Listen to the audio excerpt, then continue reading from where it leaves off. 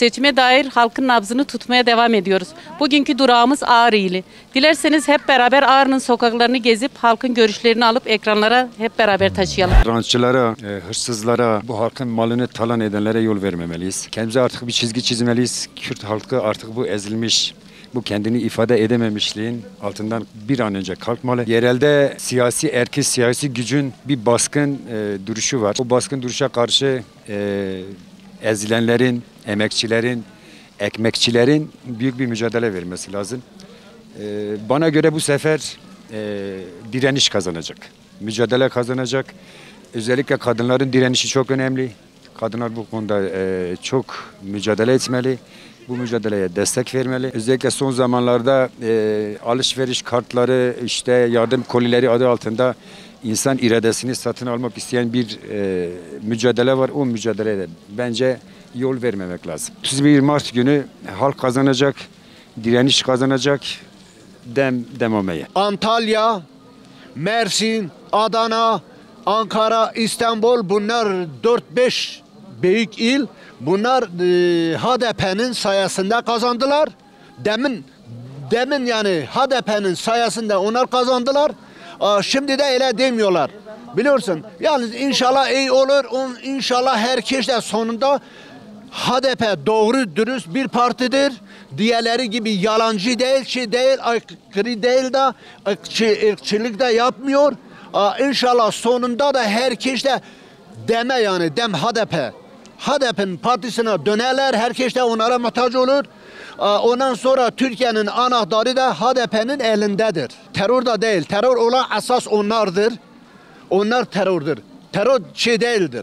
HDP terör değil, terör olan onlardır. AK Partili olan herkesin işi görülüyor. Ama karşı taraf HDP'liysen teröristsin. CHP'liysen vatan hainisin. FETÖ'cüsün. Çünkü burada bir ayrımcılık değil, red, asimilasyon ve inkar üzerine sürdürülen bir politika bu ülkeyi birbirine kardeşe düşman etmiş duruma geldik. Ben onun için diyorum ki Kürt halkı uyansın.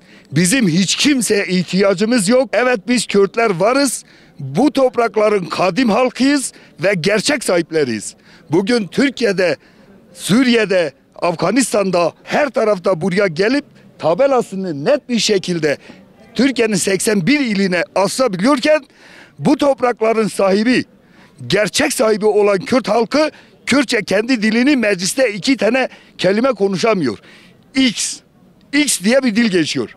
Bunun için biz hepimiz Kürdüz. Kimsenin kimsede Kürt, Türk, Arap, Çerkez, Laz, Ermeni, Süryani bu topraklarda mücadele eden herkes kardeştir. Gerçekten artık yeter. Bese. Zulme yeter artık. Herkes uyansın. Dememeye.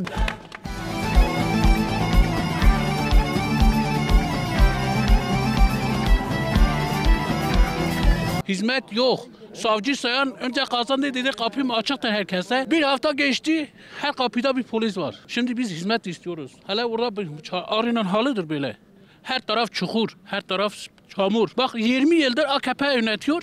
Hiçbir tane taş üstüne taş koymadı. Yani çaktın çivileri de söktüler. Vallahi ne billahi ne. Hiçbir yerde bir çivi çakmadılar. Yani bir hizmet yok. 20 yıldır bak Sarı Sakık 2 yıl görev yaptı. Onun 20 yıla kadar iş yaptı. Ama şimdi kazanırsa belli olmaz. Belki daha iyi yapar, belki daha iyi yapar. İnşallah biz kazanırız. Hangi parti? HDP. Her zaman HDP diyoruz. HDP'den örülmeyiz. Hani Doğu, Güneydoğu inşallah hepsini alır Türklere karşı. Bak geçen gün Afyonkarahisar'da beyan ne dedi? Dedi kapım her kapı şeye açık, DEM Parti hariç. Onlar öyle faşistlik yapıyor, biz yapmıyoruz. Biz insanız. Sahipsiz bir ülkedir. Sahipsiz. Fakir fukaralar ona çay içmiyor ya. Bir çay 10 milyon olur mu? Bu ülkenin sahibi kimdir? Hasabına gelir satır. Bunu başımıza da yapan Tayyip Erdoğan'dır. Tayyip bize ne yaptı? Kendimiz kendi değerlerimize, irademize vereceğiz. DEM Parti yani. Peki neden DEM Parti? Kürt halkının yanında yer alan, Kürt halkının diline, kültürüne, örf, geleneklerine sahip çıkan bir parti olduğundan dolayı. Bu Kürt halkının geleceği için var olma yok olma seçimi.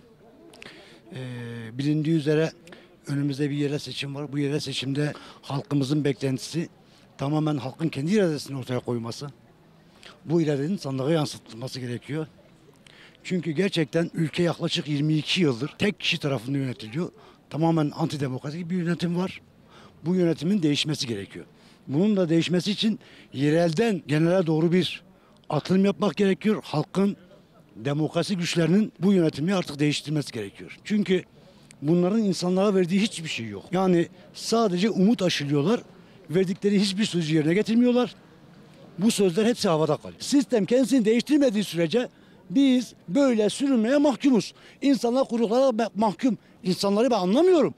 Bunların neyine güveniyorlar ya? Bunlara ne vaat ediyor?